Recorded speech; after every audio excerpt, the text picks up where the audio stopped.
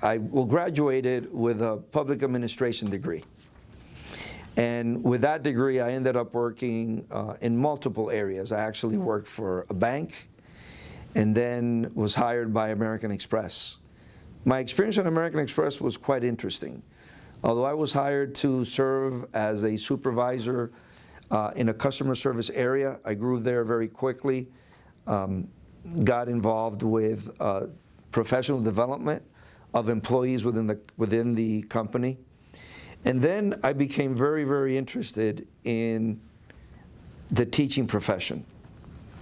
It might have been related to the fact that as a teenager, I went back in the story of the church, how important the church was for me. I actually taught catechism. And so I had several years of working with young children, and for whatever reason, after working for American Express, and then eventually I was hired as an auditor to travel through all of South and Central America, at some point I said, teaching may be something that I may be interested in. And so it's an interesting story.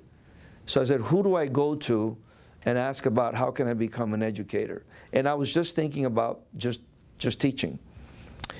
Had the good fortune of going to Barry University and actually met a nun that taught statistics at the university.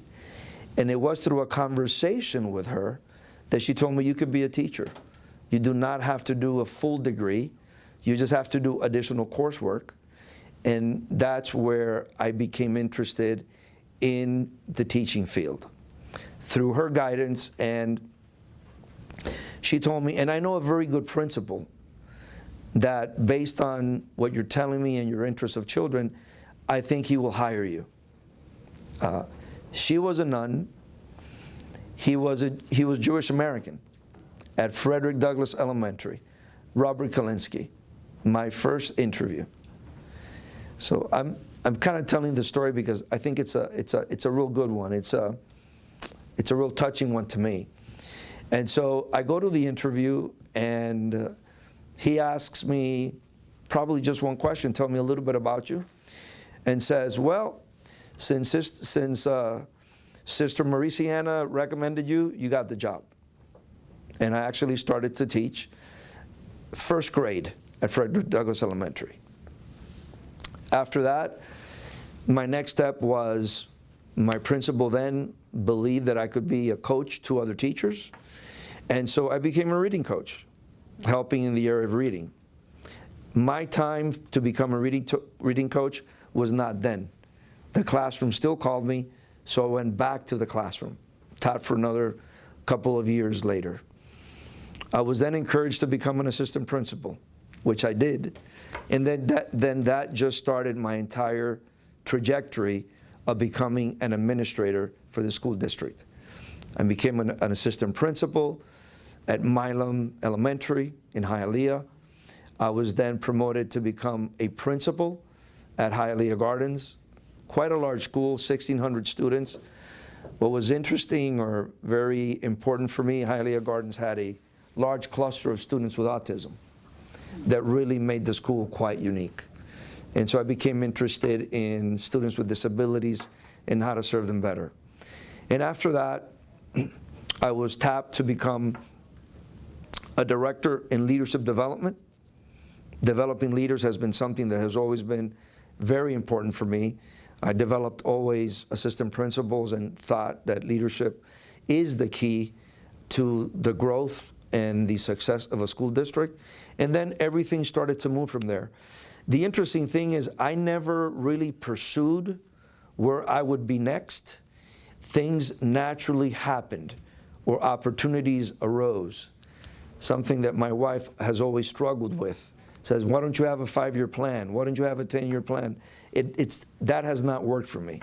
I've been very fortunate that opportunities have come up, and I've had good people that have known about me and the work that I do, and I've taken the challenges.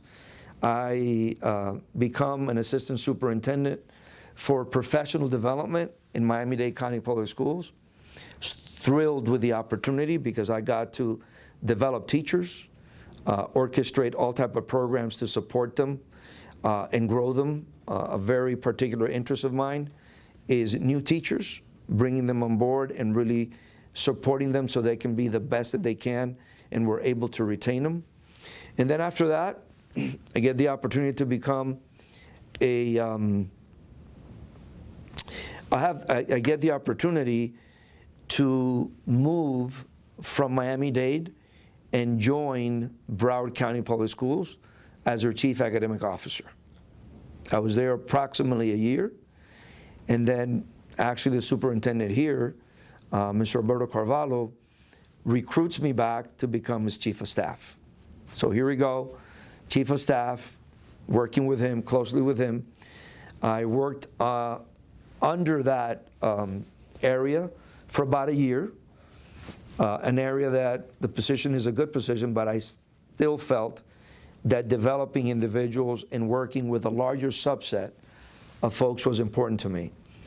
So the position of human resources becomes available, and I moved to become Chief of Human Resources. Did that for approximately 5 years. Wonderful area of work. Got to work with a lot of unions, work with the employees. The development of teachers and principals and leaders was always part of the job. Otherwise, I would not have taken that position. And then something comes up. I was tapped to become the Deputy Superintendent in Collier County Public Schools.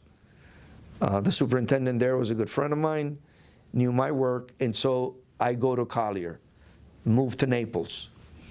And I was there approximately 10 or 11 months, and the superintendency of Miami-Dade becomes open. I was interested, I was called about the position, and so I pursued it.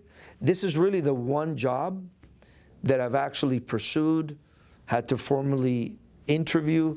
I had to think about whether I wanted to relocate and come back. But the passion for this community, the belief that I have in the individuals that truly make up this incredible school district, the belief in education that this community has, was a natural attraction for me to come back and not only work with individuals that I knew, but actually come back to where I was raised, where I went to school as a child, where I attended almost every single university, and where I grew up professionally.